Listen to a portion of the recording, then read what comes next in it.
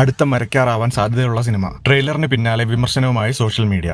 ജയസൂര്യ നായകനായ കത്തനാർ സിനിമയുടെ ട്രെയിലർ റിലീസായതിനു പിന്നാലെ സോഷ്യൽ മീഡിയയിൽ ശക്തമായ ചർച്ചകളാണ് നടക്കുന്നത്. ടീസർ നൽകിയ വലിയ പ്രതീക്ഷകൾ ട്രെയിലറോടെ കുറയുകയാണ് എന്ന അഭിപ്രായമാണ് ഒരു വിഭാഗം പ്രേക്ഷകർ പങ്കുവെക്കുന്നത്.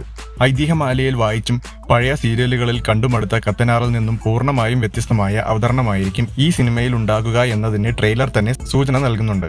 ദൃശ്യഭംഗിയും സാങ്കേതിക മികവും ട്രെയിലറിൽ വ്യക്തമായി കാണിച്ചെങ്കിലും കഥയുടെ അവതരണത്തിലും ടോണിലും ചിലർ സംശയങ്ങൾ ഉയർത്തിയിരിക്കുകയാണ്. മരക്കാർ, ഒടിയൻ, ബറോസ്, മലക്കോട്ടെ വാലിബൻ തുടങ്ങിയ വൻ ബജറ്റ് സിനിമകളുമായി താരതമ്യം ചെയ്താണ് വിമർശനങ്ങൾ ഉയരുന്നത്. വലിയ സ്കെയിലിലും മികച്ച ടെക്നിക്കൽ ക്വാളിറ്റിയും ഉണ്ടായിട്ടും തിരക്കഥയിലെ പാളിച്ചകൾ കാരണം പ്രതീക്ഷിച്ച വിജയം നേടാനായില്ലെന്ന മുൻ അനുഭവങ്ങൾ ഓർമ്മിപ്പിച്ചാണ് പ്രേക്ഷകർ ആശങ്ക പ്രകടിപ്പിക്കുന്നത്.